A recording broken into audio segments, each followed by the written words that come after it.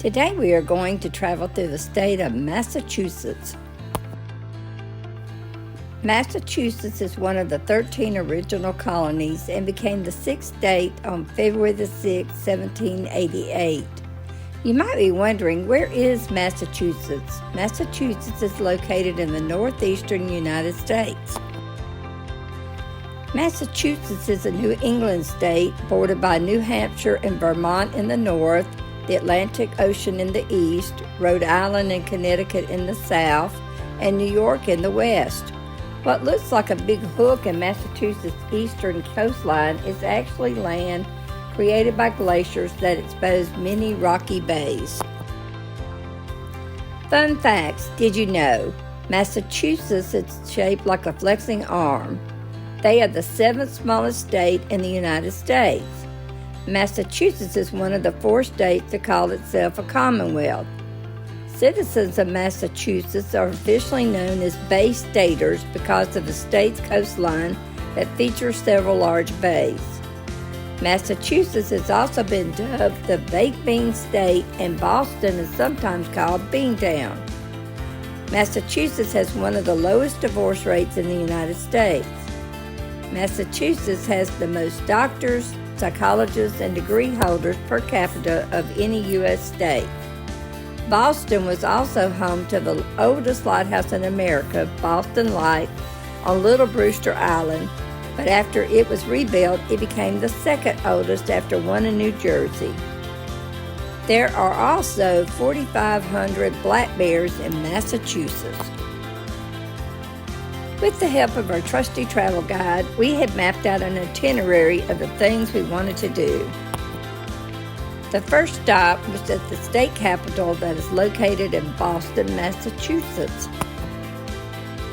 Check out their state flag and their state seal. The state was established on February the 6th, 1788. That was 236 years ago. Woo, that was a long time ago. Next, we looked at the state coat of arms and the state colors, which are blue, green, and cranberry. Nice colors. Then we saw the state tartan, which is called Bay State Tartan. I like the state colors all mixed together. We also saw the state quarters on display, and they had some we could purchase for our collections. While walking through the Capitol building, we also saw the state motto, which means, "By the sword we seek peace, but peace only under liberty." Next, it was to the state nickname, the Bay State. And we also found out that the name Massachusetts originates with Native Americans in the Massachusetts Bay Area from the language of the Algonquian Nation. The name translates roughly as "at or about the Great Hill."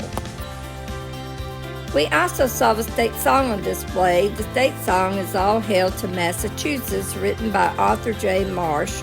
It was designated the official state song of Massachusetts in 1981. Dad read the song out loud to us. The first stanza says, "All hail to Massachusetts, the land of the free and the brave, for Bunker Hill and Charleston and the flag we love to wave. For Lexington and Concord and the shot heard round the world, all hail to Massachusetts, will keep her flag unfurled. She stands upright for freedom's light that shines from sea to sea. All hail to Massachusetts, our country 'tis of thee." The chorus goes, "All hail to Massachusetts, renowned in the Hall of Fame. How proudly wave her banners, emblazoned with her name. In unity and brotherhood, sons and daughters go hand in hand. All hail to Massachusetts, there is no finer land." It's Massachussetts. All hail to Massachusetts. All hail, all hail, all hail. There's another stanza, but I'll let you read that for yourself. After we left the Capitol building, Dad took us to visit the Ernestina Morrissey schooner, which is located at New Bedford State Pier at 89 North Water Street in New Bedford, which is part of the National Park Service. While we were there, we also got to see some of the state official seasails called the New England Neptune.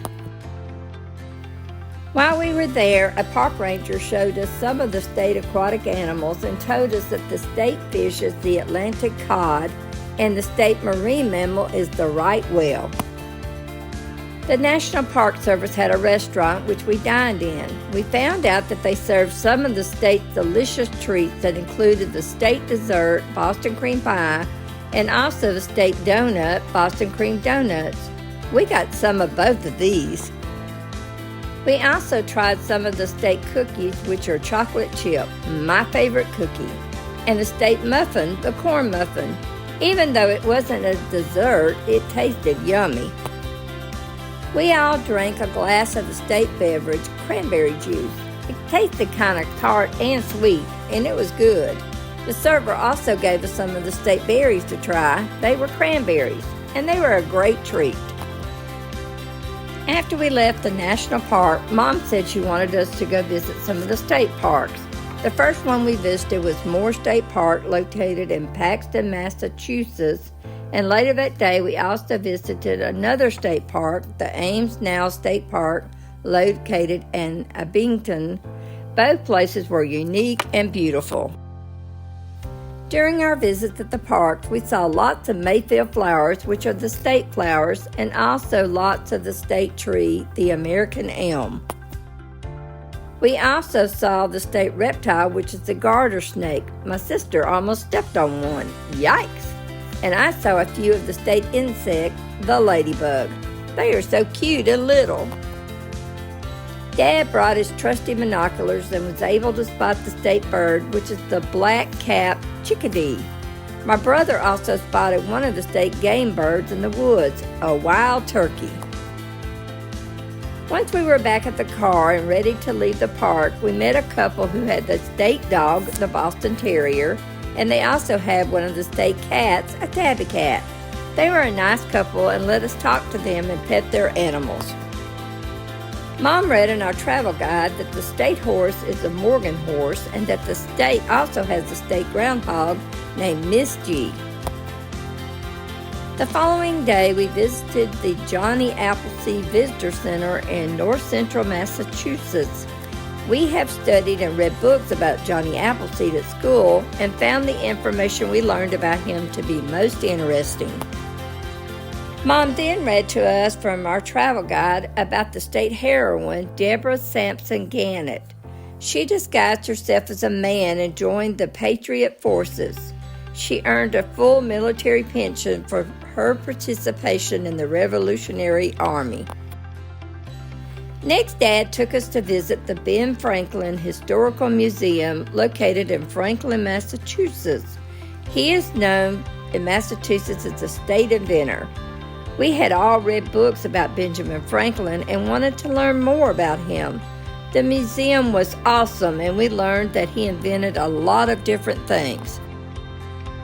Mom told us that the state children's author and illustrator was Dr. Theodore Seuss Geisel, known to the world as Dr. Seuss. Dad surprised us and took us to visit the Dr. Seuss Museum in Springfield, Massachusetts. The museum was amazing and we had a great time. We have most of his books at home and love reading his stories. Our final tour of the day was to visit the Norman Rockwell Museum in Stockbridge, Massachusetts. While we were there, we got to see an exhibition of his life and work. What a unique and interesting artist. No wonder he is Massachusetts' state artist. The next day, we started the day by going to visit the state's oldest lighthouse, the Nobsco Lighthouse, located in Falmouth, Massachusetts. It was closed to tours when we arrived, but they will be reopening for tours in the spring of 2024. It was a beautiful lighthouse.